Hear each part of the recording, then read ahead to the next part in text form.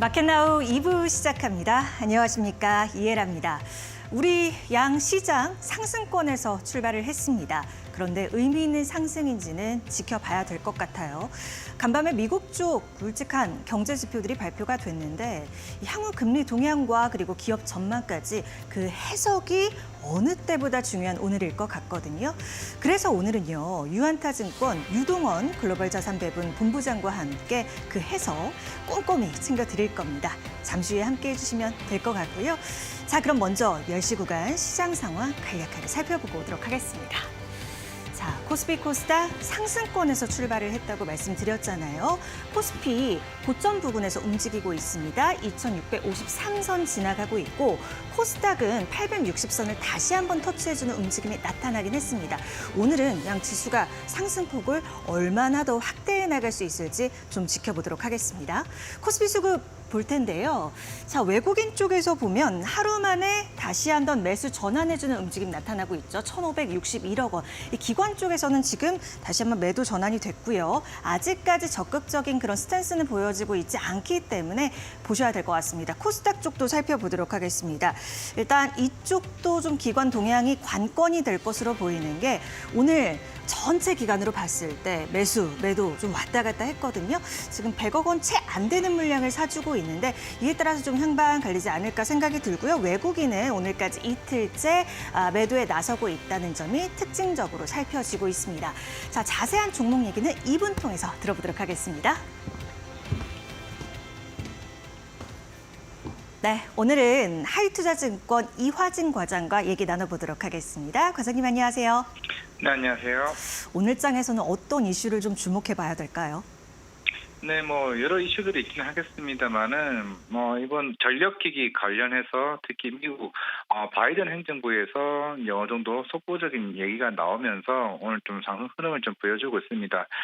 구체적인 얘기를 하자게 되면은, 일단 전력망 강화를 위해서 좀 정책을 발표를 했는데, 기존에 이제 송배전망 건설을 일단 맡고 있는 규제를 철폐하고, 향후에 신규 보조금에 대해서 지금 언급을 지금 하고 있는 상황입니다. 결국에는 이게 전기차 시장에 대한 수요도 얘기를 했고, 최근에 일론 머스크도 이런 AI 데이터 센터에 대한 흐름으로 에너지 전력기기에 대한 수요가 굉장히 필요하다라고 얘기를 했던 만큼 지금 실제로 지금 북미 시장 같은 경우는 거의 50년, 거의 60년 된 노후화된 이런 변압기를 교체하는 시기에 다다르기 때문에 이게 초고압 변압기와 그리고 초고압 케이블 전선까지 지금 수요가 크게 10년치, 20년치에 대한 캐파가 계속 꾸준히 지금 얘기가 나오고 있는 상황입니다.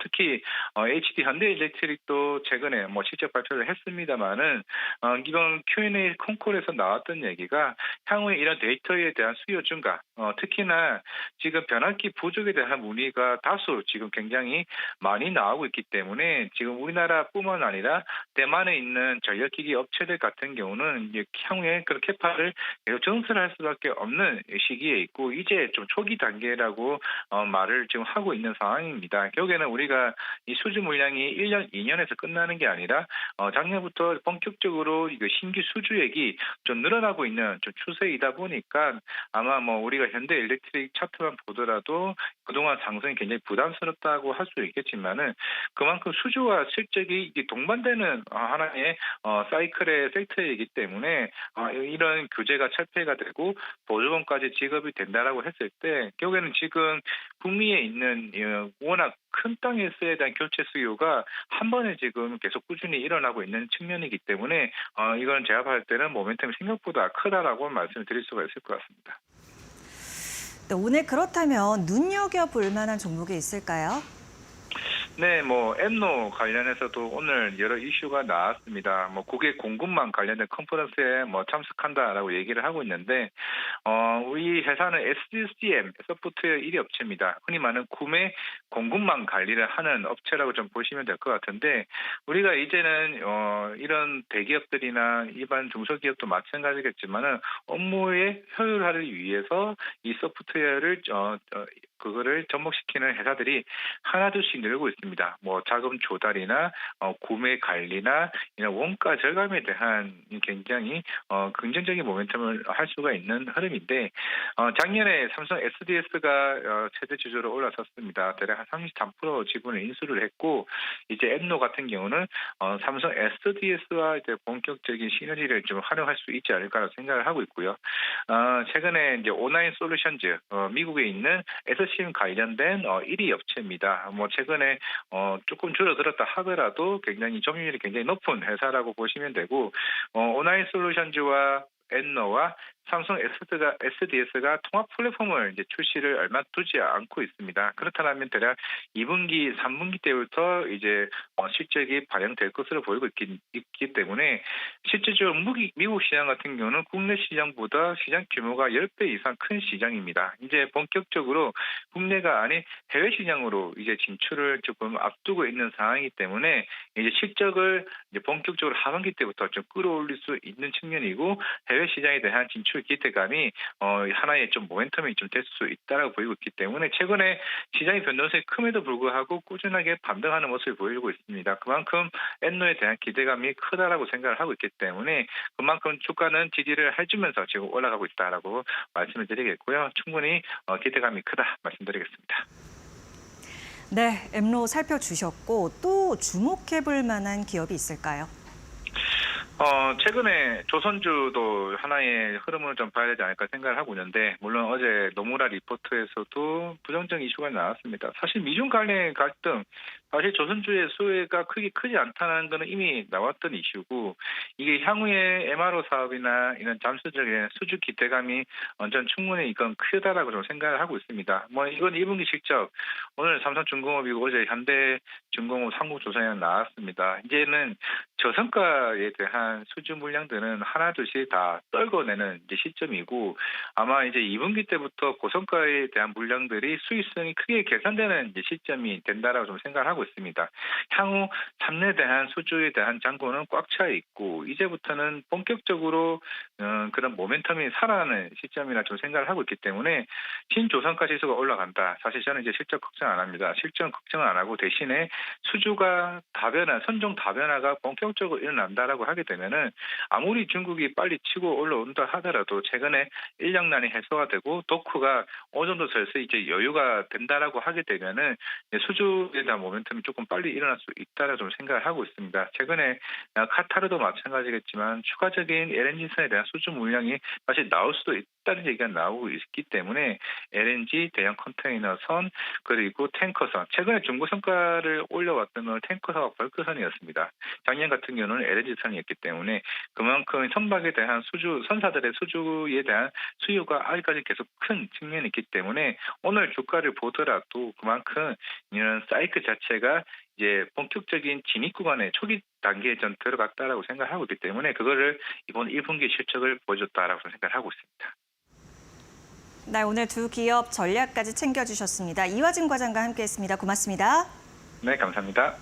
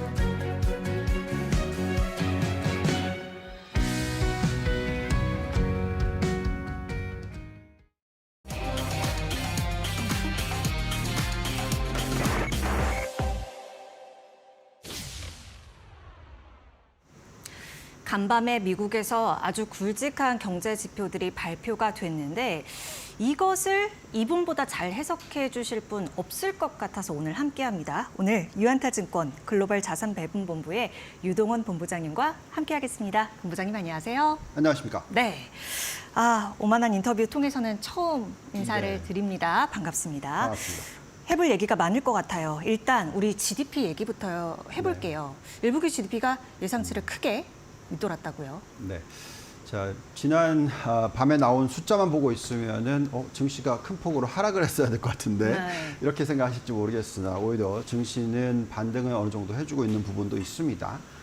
미리 좀 많이 빠져서 그럴까요? 그럴 수도 있겠죠. 예. 어쨌든 그 경제 지표를 놓고 좀 판단을 해보면 우선 GDP 성장률이 예상치가 2.5%였는데 겨우 1.6%밖에 나오지 않았어요. 네. 이 부분을 좀 뜯어보면은 이 소비 지출 부분이 예상보다 살짝 안 좋게 나왔습니다. 2.5% 성장률이 나왔고요. 특히 물건 지출, 그러니까 서비스 쪽 말고요. 네. 이쪽 부분이 마이너스 숫자가 나오다 보니까 예상치보다 낮게 나왔던 부분이 있습니다. 근데 오히려 이 부분은 어떻게 보면은 이 AI 제품이라든지 이런 부분에 있어서 조금 이제 기다리고 있는 부분이 있어서 우리가 생각할 때는 너무 걱정하실 필요는 없을 것 같고요. 반면에 네. 뭐 장비 투자라든지 지적재산 투자라든지 이런 투자 쪽이 예상치를 웃도는 숫자가 나왔습니다. 그래서 장비 투자가 2.1% 성장률이 나왔고 지적재산 투자가 5.4% 성장률이 나왔어요. 그래서 이 부분은 우리가 계속 얘기하는 부분인데 지금은 AI 관련된 투자 구간이다. 특히 IT 관련된 산업의 투자가 확대되고 있는 모습이 저희는 좋게 보고 있다. 장기적으로는 이런 부분들이 이제 인플레이션을 낮춰주는 효과를 가지고 올 것이고 또 GDP를 크게 올려줄 수 있는 가능성이 있다라고 생각합니다.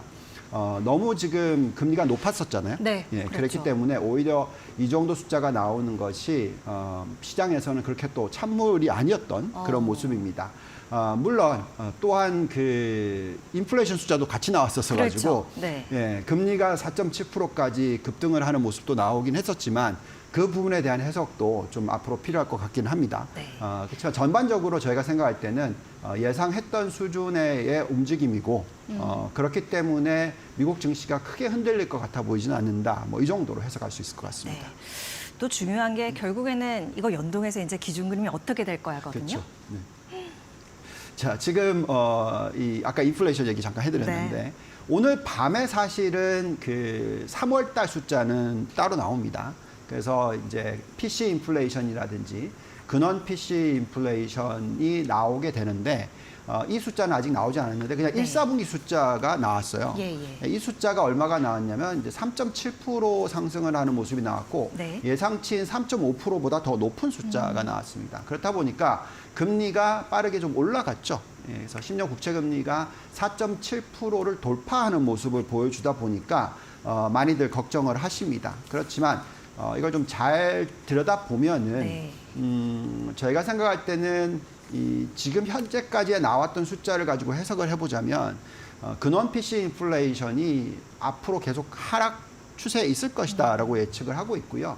아마도 2%대 중반까지는 연말이 되면 충분히 떨어질 수 있을 가능성이 있다라고 생각을 합니다. 네. 지금 나타나는 모습은 아무래도 계절적인 요소, 에너지 가격의 상승 이런 부분들이 좀 반영이 되면서 인플레이션 숫자가 예상보다 높게 나왔고요. 그런 부분에 대해서 우리는 미리 걱정을 했었고 이런 숫자가 2월달, 3월달에 나올 거라고 얘기를 했고 그렇기 때문에 4월, 5월에 어떤 시장의 좀 조정이라든지 이런 부분이 있을 수 있다라고 말씀을 드렸었고요. 예. 근데 지금 보시면은 뭐 이 정도 숫자면은 빠르면 7월 31일 날은 당연히 금리를 내려줄 것 같다. 뭐 이렇게 생각하고 있어서 예. 원래 예상된 추세대로 가고 있는 것이고요.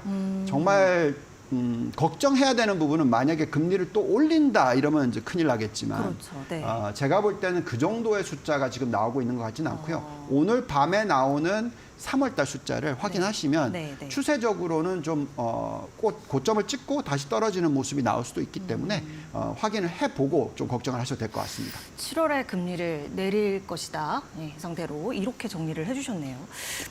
최근에 그 서학개미 순매수 상위 리스트를 보면요. 레버리지 ETF가 좀 다수 포함이 돼 있더라고요. 지금 레버리지 ETF 투자해도 되는 시점인지도 궁금합니다. 네, 우리가 항상 얘기하는 게 있어요. 레버리지 ETF는 추세가 뭐 이해가 된다면 한 2배까지는 그래도 나쁘지 않다.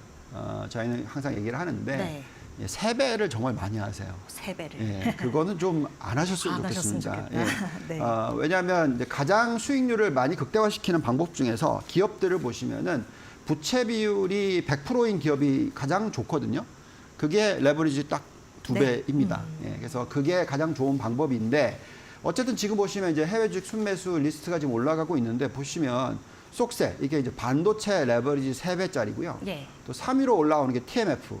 제가 가장 좀 걱정스러워하는 상품이에요. 그렇군요. 예, 왜냐하면 이 TMF라는 게 뭐냐면 20년 이상의 국채를 투자하는 ETF예요. 예. 근데 이거를 단기 3배 레버리지를 일으켜서 투자를 하는 겁니다.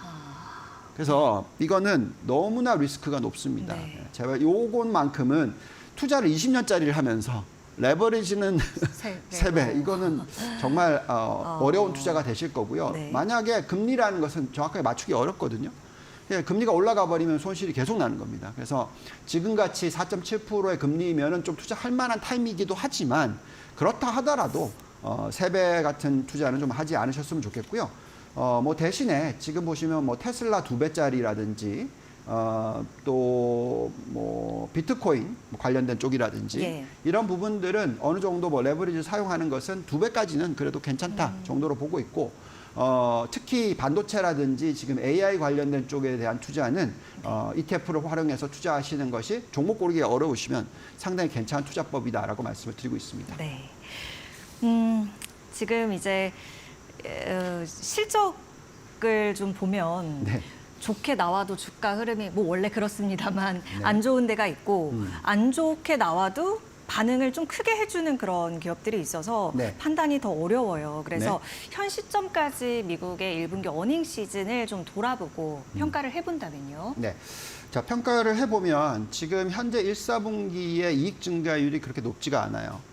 물론 예상치보다 좋은 실적을 발표하는 기업들이 뭐 거의 7, 80%가 되기 때문에 뭐 괜찮긴 합니다만 여전히 순이익 증가율로 보면은 뭐 그렇게 높은 숫자가 전혀 아닙니다. 뭐 거의 한 자릿수대 초반 정도의 이익 증가율을 보여주고 있어요. 근데 그게 왜 그런지 가만히 생각해 보면 GDP 성장률이 지금 예상보다 낮게 나왔죠. 네. 1.6% 나왔기 때문에 뭐 그럴 수도 있다 이렇게 생각하시면 되겠고요. 중요한 것은 이제 앞으로 미래에 대한 부분인데 지금 철저하게 주가의 흐름은 미래에 대한 가이던스가 안 좋으면 주가는 안 움직이고요. 미래에 대한 가이던스가 좋으면은 움직입니다. 네. 그런 모습이 좀 나오고 있고요.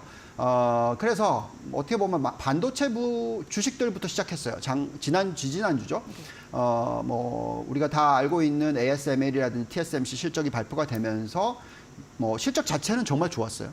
1, 4분기 실적만 보면. 근데 이제 미래에 대한 가이던스에 대해서 실망스럽다 이러면서 주가를 크게 하락시키는 그런 모습이 나왔고요. 또 가장 대표적으로 AI 관련주였던 슈퍼 마이크로 컴퓨터스라는 종목이 있었는데 하루에 23% 폭락하기도 했습니다. 근데 그건 실적이 나온 게 아니고요.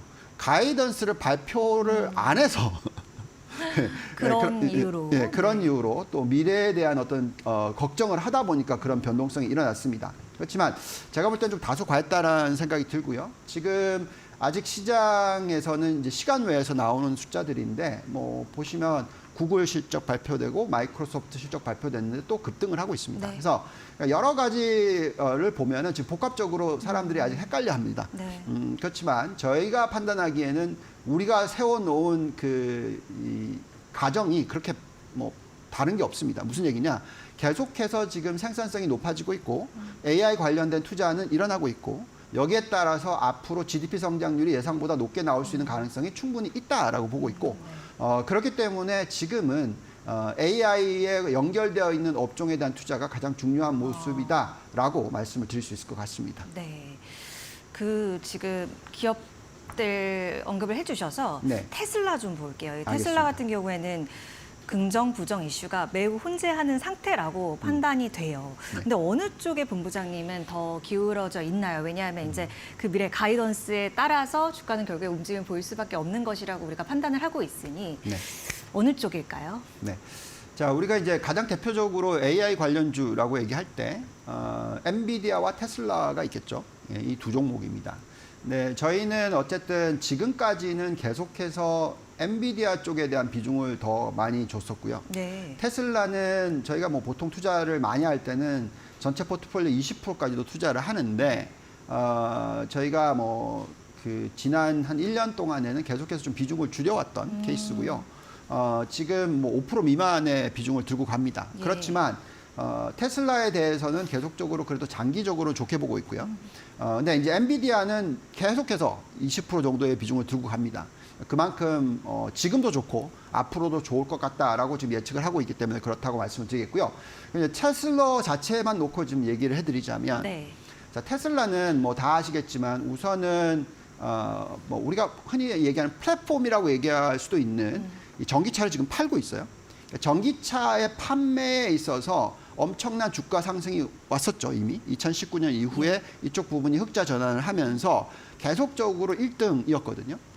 그러다가 작년에 일시적으로 BYD라는 중국 회사가 네. 시장 점유율 1위를 한 분기 차지한 적이 있었어요. 네. 그러면서 계속해서 지금 가격의 경쟁이 지금 생기고 있단 말이죠. 네. 단가를 계속 낮추면서 판매를 늘리고 있는 중국산 차들이 있어요.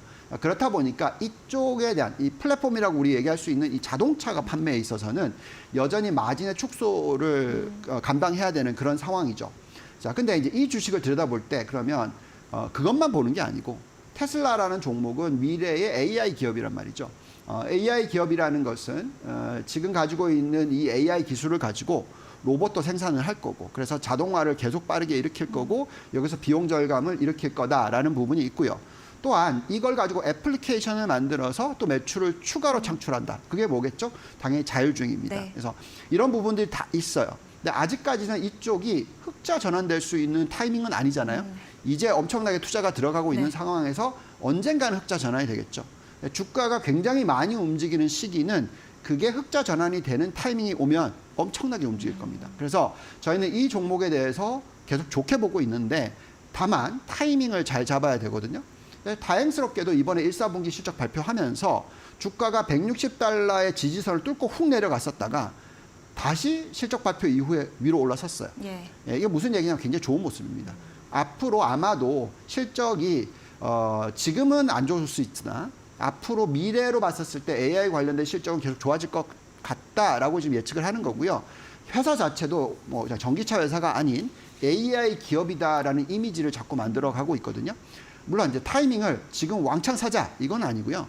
지금 뭐 한 5% 정도 들고 있으시다면 천천히 뭐 주가의 흐름을 보시면서 또 실적의 흐름을 보시면서 AI 관련된 실적을 잘 지켜보시면서 늘려가는 전략이 좋겠다라고 말씀을 드리고 있습니다. 네.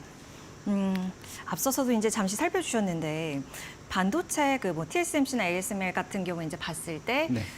나쁘지 않았지만 이런 거였잖아요. 뭐 반도체 업황이 올해 조금 낮아질 수 있다. 뭐 이런 얘기 나오면서 크게 반응을 했단 말이죠. 그래서 업황 이거 괜찮은 거 맞다고 봐도 되는지 궁금해요. 물론 AI 쪽에 대한 얘기도 해주셨지만 조금 더 상세히 들어볼 필요가 있을 것 같습니다, 본부장님. 맞다고 보시는 게 맞아요. 왜냐하면 맞다. 네. 금요일 날 사람들을 굉장히 헷갈리게 했어요. 왜냐하면 엔비디아 주가가 하루에 10% 급락, 그리고 아까 말씀드렸던 슈퍼마이크로 컴퓨터의 주가가 23% 급락, 뭐 이런 모습들이 나오다 보니까 AI 끝난 게 아니냐, 뭐 이런 얘기까지 했었어요. 그러니까 대표적으로 두 종목이 우리가 얘기하는 AI 칩, 그리고 이것을 이용해서 데이터 센터, 이것을 공급하는 회사들이잖아요. 네. 근데 이제 많은 사람들이 이렇게 생각한 거죠. 이 칩을 이용해서 무슨 애플리케이션이 나왔나? 이 칩을 이용해서 무슨 엣지 디바이스가 나왔나? 뭐 판매가 되고 있나? 그리고 또 테슬라 같은 경우에는 자율주행이 판매가 잘 되고 있나? 뭐 이런 식으로 연결하면서 미래에 아직까지 안 보인다. 그러니 투자를 줄이는 거 아니야? 그러니까 이 회사들이 빠져야 되는 거 아니야? 이런 식으로 논리를 가져갔단 말이죠. 네. 그러면 반도체는 그 설비 투자가 줄어든다. 그러면 안 좋은 거잖아요. 그렇기 때문에 반도체가 흔들렸단 말이죠. 근데 요번에 이제 메타의 실적이 발표가 되면서 당연히 주가는 빠졌습니다. 네. 근데 메타는 대표적으로 AI 투자를 많이 하는 회사죠. 네. 근데 앞으로 더 많이 할 거니까 실적이 안 좋아질 거다. 이렇게 얘기한 거잖아요. 그럼 결론적으로는 계속해서 AI 관련된 인프라는 엄청나게 깔 거다. 뭐 이제 제가 볼 때 뭐 1에서 10까지라면 이제 겨우 2, 3 정도 온 거다. 예. 그러면 앞으로 더 많이 투자를 해야 되는 그런 시기가 되지 않을까라는 생각이고요. 그렇다면 당연히 반도체에 있어서는 뭐 TSMC든 ASML이든 우리나라로 따지면 뭐 삼성전자든 등등 SK 하이닉스든 제가 볼 때는 이 반도체에 대한 투자 비중이 적으면 안 됩니다. 그래서 만약에 조정이 일어난다 그러면 굉장히 좋은 기회죠. 그래서 더 싸게 살 수 있는 기회니까 물론 왕창 지금 다 사자 이게 아니라 계속 사 모으는 전략. 계속해서 이제 만약에 수익이 있으시다면 돈이 뭐 벌고 계시다면 요즘에는 뭐 적금 이렇게보다는 이렇게 분할 매수를 하면서 대표적인 반도체 종목에 대해서 관심을 가지시는 게 좋겠다라고 말씀을 드리고 있습니다. 그 우리가 반도체 얘기하니까 앞서 이제 엔비디아 살펴주시기는 했는데 네. 뭐 덧붙여서 우리가 좀 투자 전략에 참고할 만한 이야기들이 있을까요? 자, 우리가 지금 앞으로 한국 회사도 얘기하실 건가요? 얘기하려고요. 연통해서 말씀해 주십시오. 그 네. 전에 우선 그러면 네. 그냥 미국 쪽으로 놓고 말씀을 드려볼게요. 자, 이제 엔비디아라는 회사가 있고 엔비디아 이외에 우리가 얘기하는 데이터 센터 관련된 회사들이 있어요. 여기에 이제 반도체가 들어가기 때문에 엔비디아에 또 공급을 하는 우리나라 회사들이 있는 거죠. 자, 이 큰 흐름을 놓고 봤었을 때 여전히 AI 사이클 아래에서 공급단의 부분이에요. 그러니까 무슨 얘기냐? 인프라를 까는 구간입니다. 과거에 1995년부터 2000년 사이클을 기억하시는지 모르겠지만 그때 인터넷의 인프라를 까는 구간이었어요. 네. 거기서 가장 대표적인 종목이 시스코 시스템즈라는 종목이었고 5년 연속으로 물론 중간에 한번 무너지기도 했지만 40배 올랐습니다. 그런 구간이 굉장히 길게 5년 이상 이어졌단 말이죠. 그리고 나서 나중에 이제 애플리케이션과 연결되면서 큰 어떤 또 상승장이 올 때가 거의 15년 뒤 뭐 이렇게 됐었어요. 그래서 지금은 저희가 생각할 때 AI 사이클이 뭐 짧기는 짧은데 그때보다는 더 세게 들어올 수도 있고 또 중간에 애플리케이션과 연결되는 타이밍이 훨씬 더 짧을 수도 있어요. 그 15년보단 짧아질 훨씬 것이다. 짧을 수도 있죠. 그래서 저희는 우선은 지금은 인프라를 까는 구간인데 예. 이제 겨우 엔비디아가 1년 정도 했다면 앞으로 뭐 2, 3년은 더 가지 않을까 이렇게 보는 거고요. 그리고 나서 중간에 어떤 조정 구간이 있을 수도 있겠지만 또 그 사이에 엔비디아나 여러 회사들이 잘해서 어떤 엣지 디바이스와 뭐 킬러 애플리케이션이 나와준다면 또 매출이 연계될 수가 있습니다. 그래서 어쨌든 지금은 아직까지는 소프트웨어 쪽보다는 하드웨어 쪽이 낫겠다. 그래서 그 하드웨어와 연결되어 있는 게 반도체고요. 그렇기 때문에 여기에 대한 투자가 지금 가장 초점이 강해야 된다라고 말씀을 드리고 있고 그래서 하드웨어 관련된 IT 업종에 대한 투자 비중이 전체적인 투자 포트폴리오의 뭐 절반 이상, 뭐 많이 가져가면 3분의 2까지도 그렇게 초점을 맞추셔야 된다라고 얘기를 해드리고 있습니다. 그럼 바로 이어서 삼성전자와 SK 하이닉스 이거 가장 궁금해하셔요. 그렇죠. 자, 그러면 삼성전자, SK 하이닉스 도대체 어떤 회사들이냐? 그냥 우선은 AI 칩으로서 연결을 하자면 HBM 관련된 회사들이죠. 네, 그래서 AI 칩이 많이 팔리면 팔릴수록 그게 뭐 엔비디아가 아니라도 AMD든 네. 뭐 다른 회사들 뭐 인텔이든 등등의 당연히 관련된 HBM 칩을 납품하는 회사들이죠. 그래서 저희는 계속해서 말씀을 드리는 게 SK 하이닉스나 삼성전자에 대해서는 좋게 보셔야 된다. 네. 그 다음에 이제 여기서 또 주문을 주는 쪽이 이제 한미 반도체가 있는 것이고 그 이외에 또 다른 뭐 후공정 네. 관련된 회사들이 있습니다. 자, 이런 쪽에 있어서 이제 밸류에이션을 잘 보시면서 판단하셔야 될 것 같고요. 근데 저희가 생각할 때 여전히 저희는 탑2로 뽑자면 그냥 SK 하이닉스 삼성전자입니다. 여기에 이제 한미 반도체 주가가 너무너무 많이 올라왔기 네. 때문에 같이 올라갈 거지만 상대적인 어떤 모멘텀은 조금 덜하지 않을까 뭐 이렇게 생각하고 있고요. 그렇지만 전체적인 큰 그림을 놓고 보면은 반도체 특히 AI와 연결돼서 계속해서 관심을 가지시고 여기에 대한 투자 비중은 만약 우리나라만 투자하신다면 여기에 대한 두 종목에 대한 투자 비중이 아까 뭐라고 말씀드렸죠? IT 업종이 절반 이상이어야 된다. 네. 예, 그렇게 말씀을 드리고 있습니다. 네. 자, 그 환율 흐름도 같이 좀 살펴보게 되는데 여전히 이 강달러 상황에 고민이 많은 것 같아요. 그렇죠. 역대급 엔저. 그리고 그래서 이 환율 리스크를 과연 우리가 이겨내려면 어떤 포트폴리오 전략을 구사를 해야 할까를 조언을 구하고 싶어요. 네. 간단하게 얘기하면 환율을 먼저 결정해 놓으시고 투자를 전략 짜면 예, 필패입니다. 자, 많은 분들이 환율이 뭐라고 얘기했죠? 원화 절상될 거다. 엔화가 절상될 거다. 여기에 따라서 일본 투자하고 여기에 따라서 우리나라 투자를 하고 이렇게 예, 예. 했었죠. 예, 그래서 그거는 안 되고요. 다만 지금에 와서는 어쨌든 이제 환율이 올라갈 만큼 올라갔었다. 예. 그리고 엔화도 마찬가지고 원화도 네. 마찬가지다. 그래서 이제부터는 좀 이제 원화 절상이라든지 엔화 절상 가능성에 대해서 좀 열어놓은 게 좋겠다라고 생각을 예. 합니다. 그렇기 때문에 저희는 계속해서 투자를 지금 신흥국에 대한 투자를 또는 일본에 대한 투자를 이제는 좀 더 적극적으로 하셔도 된다 이렇게 말씀을 드리고 있고요. 그렇지만 환율을 결정을 하시고 투자하지 말라고 말씀드렸기 때문에 네. 여전히 업종이 중요하다. 그러면 왜 일본을 투자하냐? 왜 한국을 투자하느냐? 우리가 반도체를 가지고 있고 일본도 반도체 장비라든지 이쪽이 괜찮기 때문에 네. 또 우리가 전기차를 가지고 있고 또 일본도 전기차 부품 관련된 쪽을 가지고 있단 말이죠. 그래서 그런 것을 보시면서 투자하는 게 맞다라는 거죠. 그래서 환율을 결정하시고 투자하지는 마시고 네. 그렇지만 이제 환율에 대한 방향 자체는 그래도 너무 저평가되어 있는 건 맞다. 예, 이렇게 보시면서 투자하시는 게 맞지 않나 말씀을 드리겠습니다. 네.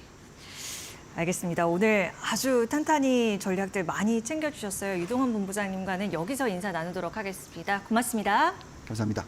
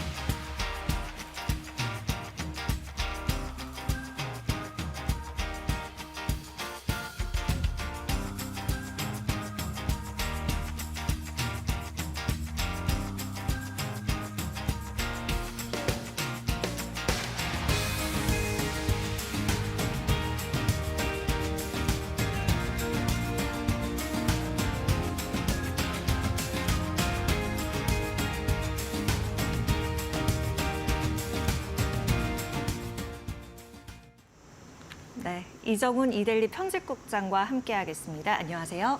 안녕하세요. 네. 오늘 장 내내 미국 GDP, 국내 GDP 얘기 나올 것 같아요.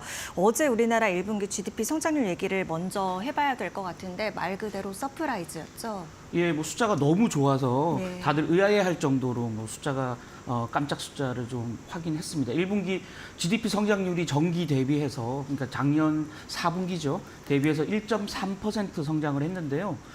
이게 이데일리가 그 항상 GDP 수치 발표하기 일주일 전에 국내 전문가들의 대상으로 설문조사를 해서 네. 얼마로 예상하시냐 전망치를 이제 발표를 하는데 이번 이데일리 폴 같은 경우는 0.5%였거든요. 그러면 지금 0.8 실제 정도. 숫자가 1.3이었으니까 거의 한 2.6배 정도, 아, 그러네요. 3배 가까이 네. 높은 숫자가 나왔다. 그래서 시장이 예상하는 거에 비해서 굉장히 좋은 숫자가 나왔다라는 거고요. 그동안은 이제 전기 대비해서 주로 0%대, 0%대 성장률을 보이다가 무려 2년 3개월 만에, 27개월 만에 1%대 성장률을 회복했다. 라는 점에서 일단 숫자 자체가 주는 의미가 굉장히 크다라는 거고요. 이 숫자뿐만이 아니고 질적으로 들여다봐도 굉장히 좀 바람직한 모습을 보였다. 네. 그동안 아시다시피 경제 성장은 수출이 혼자 나홀로 외롭게 하드 캐리해서 끌어가는 양상이었다면 이번 숫자는 수출뿐만이 아니고 내수가 균형 있게 쌍끌이하면서 전체적으로 성장률 숫자를 높였다라는 겁니다. 그래서 우리 경제를 책임지고 있는 기획재정부가 숫자가 나온 이후에 굉장히 교과서적인 성장세를 보였다라고 코멘트했거든요. 뭐 의역하자면 네. 교과서에 나오는 가장 바람직한 모습의 성장세를 보였다 이렇게 평가했다라고 말할 수 있겠고요. 실제 들여다보면 우리가 최근 들어서 소비가 안 좋다 얘기 굉장히 많이 하지 않습니까? 물가가 많이 올라서. 네. 예, 그럼에도 불구하고 서비스업의 성장 기여도가 무려 0.4%포인트였거든요. 1.3 중에 0.4가 서비스업 때문에 올라갔다라는 건데 그건 그만큼 민간 소비, 서비스업 분야에서 민간 소비가 굉장히 좋았다라는 걸 방증해 준다라는 거고요. 건설 투자도 한 2.7% 정도 굉장히 높은 성장률을 보였는데 다만 이건 민간 건설 경기는 여전히 좋지 않은 상황에서 정부가 발주하는 SOC 공사가 굉장히 많이 늘어났고요. 뭐 일부 틈새 민간 뭐 주택 건설은 있었지만 전년도가 워낙 안 좋았기 때문에 그 기저 효과, 반사이익을 일정 부분 누렸다 이렇게 설명드릴 수 있을 것 같습니다. 네. 이대로라면 올해 한 3% 성장이 가능하다라는 기대까지 나오고 있는데 이건 어떻게 될까요? 예, 정부 전망치가 2.1%거든요. 그래서 3%라는 숫자 좀 지금으로서는 너무 성급한 숫자긴 하지만 그런 기대감이 나오는 건 뭐 당연할 수밖에 없다라는 겁니다. 실제 보수적이기로 유명한 외국계 투자은행인 JP모건 같은 경우 네. 어제 2.3이었던 한국 올해 전망치를 2.8%까지 무려 0.5%포인트 한꺼번에 높였거든요. 네. 예, 그러면서 본인들도 한국 내수 성장세에 굉장히 놀랐다라는 표현을 직접 할 정도로 깜짝 숫자가 나왔다라는 거고요. 국내 증권사들도 오히려 좀 보수적으로 보고 있습니다. 대체로 한 2.5% 안팎의 올해 성장률 전망치를 점치고 있고요. 일부 증권사들은 JP모건과 같은 한 2.8%대 성장률을 전망하고 있다라는 겁니다. 그러다 보니까 일부에서는 3% 전방 성장치도 한번 노려볼 만하지 않겠나라는 기대감들이 조금 성급하게 나오고 있다라는 겁니다. 저희 개인적으로 그럼 몇 퍼센트를 보냐 이렇게 여쭤보신다면 저는 뭐 이코노미스트가 아니기 때문에 숫자를 말씀드릴 수는 없지만 지금 현재 우리 성장세를 이끌어가는 한 축인 수출은 앞으로 여전히 좋을 가능성이 굉장히 높다. 간밤에 미국 성장률이 조금 그 쇼크 양상을 보였지만 여전히 1%대 중후반의 성장률을 유지하고 있거든요. 거기다가 그동안 약한 고리였던 유로존의 경기가 최근 살아나고 있습니다. 네. 최근 2달 연속으로 유로존의 제조업, 서비스업이 경기 확장 국면을 계속 이어가고 있는 상황이거든요. 그래서 선진 국가들이 경제가 이렇게 양호하다면 한국 수출은 기본적으로 지금의 양호한 성장세를 하반기까지도 계속적으로 이어갈 가능성이 굉장히 크다. 그래서 수출은 일단 안심 가능하다라는 네. 거고요. 재고도 하나 들여다봐야 되는데 우리 기업들이 물건을 팔기 위해서 재고를 이렇게 제품 재고를 쌓아두는데 재고를 늘린다는 말은 경제 성장이 이루어지고 있다는 뜻이거든요. 근데 실제 1분기 들여다보면 재고가 마이너스였어요. 네. 그만큼 쌓여있던 재고를 지금 팔았다라는 겁니다. 수요가 좋을 때 팔았다라는 건데 이게 나중에 다시 수요가 계속 좋다면 기업들은 다시 재고를 쌓겠죠. 그 과정에 재고 축적에 따른 성장률 반등이 나타날 수 있다라는 점에서 보면 수출뿐만이 아니고 재고 국면도 굉장히 성장률에 우호적으로 작용할 수 있다.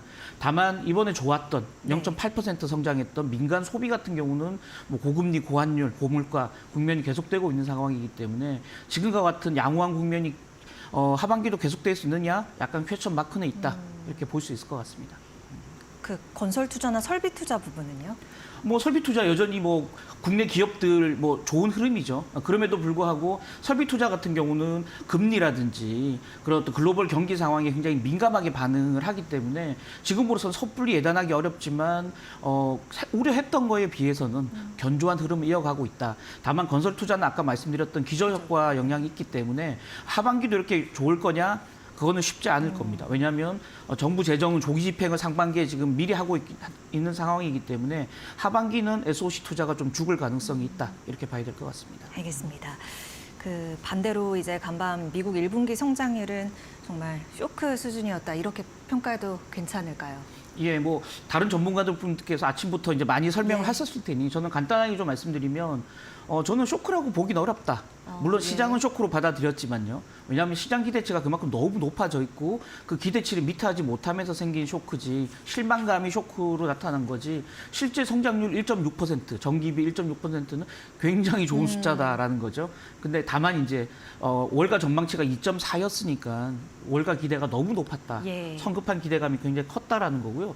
특히나 미국 경제가 다른 나라 경제, 유로존이라든지 아시아 경제에 비해서 굉장히 차별적으로 빠른 성장세를 유지해 왔기 때문에 그 성장률이 이제 좀 어깨를 맞춰가는 과정, 정상화되는 과정이지 이거 자체가 미국 경제가 스태그플레이션으로 다시 빠져든다라고 말하기는 굉장히 좀 이르고 아직까지 지켜봐야 될 어떤 대목들이 굉장히 많다라는 겁니다. 실제 미국 월가에서는 간밤에 이제 스태그플레이션이라는 단어들이 굉장히 많이 언급됐거든요.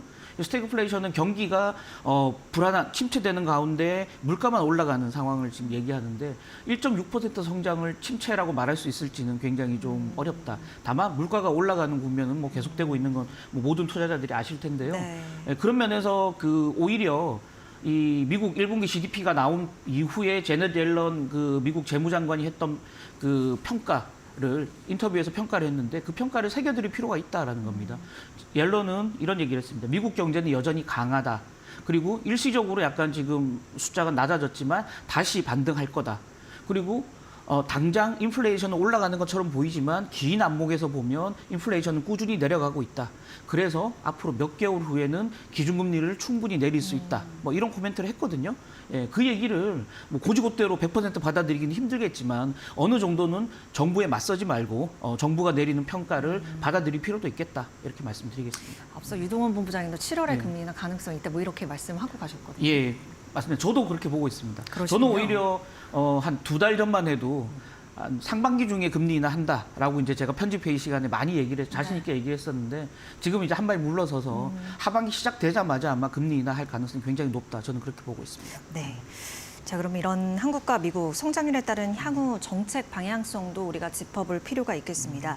우선 민주당이 제안했던 이 전 국민 25만 원 지원금 있잖아요. 이 지급을 포함한 추경 편성에는 또 어떤 변화가 있을지도 궁금합니다. 예.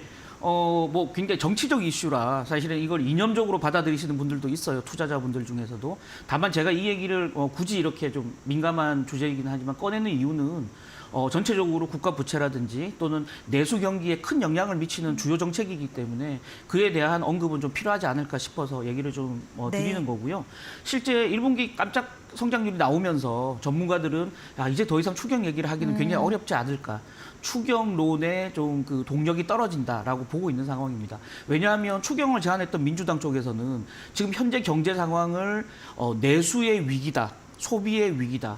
또 소비를 넘어서서 전체 한국 경제의 위기다라고 얘기했는데 성장률이 너무 좋게 나오면서 사실은 이걸 위기로 단정할 수 있을까? 여기에 이제 약간 물음표가 찍히는 상황이다라는 거죠. 그런 면에서 보면 일단은 민주당이 제안한 적게는 13조, 많게는 15조 되는 추경 편성의 그 동력이 상실될 가능성이 굉장히 높다. 라고 이제 말씀드릴 수 있을 것 같고요. 근데 예. 여태 뭐 이재명 대표 필두로 한 민주당의 스탠스로 봤을 때는 지금 대통령이랑 영수회담 하는 거 의제 설정도 그렇고 물러설 것 같지 않은데 맞습니다. 예, 예. 계속 밀어붙이시겠죠. 예. 특히 이제 선별적이 아닌 보편적 복지, 보편적 기본소득에 대한 강한 신념을 가지고 계신 네. 분이 이재명 당대표다 보니까 강하게 드라이브를 거실 겁니다. 다만 정치라는 건 본인이 가지고 있는 그 원칙과 철학을 관철시키는 것보다는 다른 생각을 가진 사람들하고 절충점을 찾아가는 과정이 정치 행위라고 저는 개인적으로 생각하는데요. 그렇다면 지금 GDP 대비 국가 부채가 50%를 넘어선 상황이고 세수 결손이 계속되는 상황에서는 네. 어느 정도 타협해서 아까 제가 말씀드렸지만 내수 경기가 계속 좋을 거라는 장담은 못하기 때문에 내수를 부양하는 정책은 일정 부분은 저도 필요하다고 생각합니다. 다만 민생회복지원금으로 전 국민에게 1인당 25만 원씩 지급하는 건 지금 현 상황에서는 좀 무리가 아닌가. 그래서 제한적이거나 한시적이거나 선별적인 내수 부양 정책을 다시 고민해 볼 필요도 좀 있겠다. 라는 게 제 생각이고요. 그런 면에서 보면 내수 부양 책에 대한 기대는 계속 좀 가질 필요가 있고 내수 부양의 포인트가 되는 종목들에 대한 관심도 꾸준히 좀 가질 필요 있겠다라는 게 제 개인적인 생각입니다. 네. 앞서 이제 잠시 얘기를 했지만 이제 총선 패배하고 나서 대통령실은 민생을 강조는 하고 있는데 이게 거야가 따라줘야 되는데요. 네. 쉽지 않아 보여요. 맞습니다. 예, 조금 전에 말씀 주셨듯이 지금 영수회담 실무협의가 2차례 이미 이루어졌는데 단 한 발도 진전된 게 없거든요. 그래서 주말 내내 이제 물밑에서 협상을 하겠지만 다음 주 열릴 가능성도 장담하기는 굉장히 이르다라고 말씀드려야 될 것 같고요. 그런 면에서 보면 민주당과 국민의힘이 협업해서 민생의 어떤 주요 의제를 풀어나가는 과정들은 앞으로도 험난할 가능성이 굉장히 높다라는 겁니다. 특히 이제 이번 주에 제2차 양곡관리법이라든지 농산물 안정법, 또 가맹사업법 뭐 이런 이제 국민의힘은 반대하면서 민주당은 민주당의 진보 철학과 맞닥뜨려 있는 이런 이제 반시장적인 이런 이제 정책들을 본회의에 직회부하는 걸 강행했기 때문에 앞으로 국회에서의 논의 과정도 더 꼬일 가능성이 충분히 있다라는 거고요. 다만 정부가 이제 민주당이 협조 없이도 할 수 있는 부분들이 있습니다. 그게 이제 물가 관리 부분일 텐데요. 그래서 농산물, 농식품 농산물이라든지 음식료 제품들 아니면 공공요금 이런 부분은 강하게 틀어막을 가능성이 굉장히 높거든요. 예, 그런 면에서 보면 음식료 업체라든지 이런 정부의 물가 관리의 핵심적인 타겟이 되는 종목에 대해서는 조금 신중하게 접근하는 것도 좀 필요하지 않을까 하는 개인적인 생각입니다. 네. 지금 저희 시청자들이 가장 예. 궁금해하는 게 금투세, 공매도 이런 건데 일단 이런 금투세 비롯한 부양책을 민주당이 어떻게 처리할 거라고 예상을 하세요, 국장께서는? 예, 뭐 저 개인적으로는 뭐 모든 부양책들이 다 어렵지 않을까라고 생각했는데 아니나 다를까 어제 이제 진성준 민주당 정책위의장, 네. 그러니까 민주당의 주요 정책을 총괄 이제 책임지는 위치에 계신 분인데요. 이분이 몇 가지 코멘트를 좀 했어요. 그래서 윤석열 정부가 추진하는 경기 부양책에 강하게 반대한다라는 입장을 보였고요.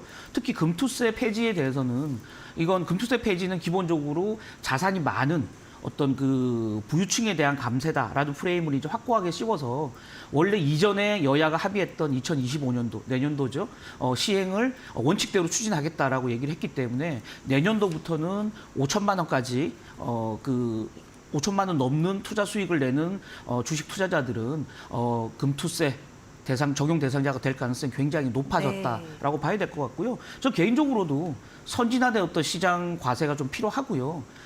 기본적으로는 또 증시 밸류업하고 이 또 그 금투세는 별개의 그 정책들이기 때문에 지금 정부는 증시 밸류업과 이 금투세를 연계해서 금투세 폐지를 계속 논리적으로 밀어붙이려고 하는데 저는 개인적으로 반대하는 입장이고요. 그래서 금투세 예정대로 추진하는 것에 대해서는 저는 굉장히 동의하는 입장이고요. 그래서 투자자들도 어느 정도 그런 각오를 좀 하고 투자하실 필요가 있겠다. 다만 국내 예. 투자자 중에서 5천만 원 이상 한 해 주식 투자 수익금을 내는 투자자는 굉장히 극소수거든요. 적은 숫자. 그러니까 작년 같으면 17만 명 정도, 전체 투자자의 한 1% 정도밖에 안 되기 때문에 너무 우려하실 필요 없이 다만 그동안은 이제 주식 투자하면서 손실을 보면서까지 거래세를 물었던 투자자들은 거래세가 사라지는 효과가 있는 거니까요. 오히려 긍정적으로 바라볼 필요도 있겠다라는 생각을 가지고 있습니다. 그 어제 공매도제도 관련해서 뭐 2차 토론회 있었잖아요. 그 이복현 원장 거치 어떻게 될 것 같으세요? 공매도 얘기를 하다가 갑자기 금감원장 얘기를 했는데 금감원장 교체 얘기가 굉장히 많았죠. 네. 네, 대통령실에 법무 담당 뭐 수석으로 간다 얘기 네. 많았는데 법률 수석 그 신설에 대한 얘기가 지금 쏙 들어갔어요. 네. 사실 그래서 최근에 뭐 이복현 원장도 외부 일정을 다시 잡고 굉장히 좀 왕성하게 외부 활동을 한다는 얘기 들었는데 두 가지 가능성, 교체나 그 연임될 가능성, 유지될 가능성을 동시에 좀 염두에 둬야 될 것 같고요. 공매도에 관한 한은 시스템을 바로 잡겠다라는 의지를 어제 2차 토론에서도 보였기 때문에 그런 부분에 대해서는 좀 기대를 가질 필요가 있지 않을까라는 생각이 듭니다. 네. 알겠습니다. 오늘은 이정훈 편집국장과 함께 얘기 나눠봤습니다. 오늘 뭐 GDP 얘기부터 우리가 참 할 얘기가 많았는데요. 또 앞으로 이 시간 기대를 해보도록 하겠고 금투세 비롯해서 이제 공매도 제도 개선과 관련한 이야기들 우리 시청자분들께서 많이 궁금해하시는 부분인데 이런 부분과 관련해서도 우리 국장의 시선으로 어떤 이야기를 들을 수 있을지 더 기대해보는 그런 국면으로 마련을 해보도록 하겠습니다. 저희 이정훈 국장과 여기서 인사 나누도록 하겠습니다. 고맙습니다. 감사합니다. 네, 오늘 마켓나우 2부 1시간 동안 함께 하셨습니다. 오늘도 연이어 기업들 1분기 경영 성과 발표 이제 줄줄이 이어지는데요. 신한주주 비롯해서 금융지주사들 그리고 1분기 실적 회조를 올렸던 하나오션, HD, 한국조선해양에 이어서 오늘 삼성중공업도 발표가 되는데 백고동 소리가 크게 울려 퍼질지 이 부분도 함께 주목해 보시면 좋을 것 같습니다. 저는 다음 주 이 시간에 인사드리도록 하겠습니다. 함께해 주신 여러분 고맙습니다.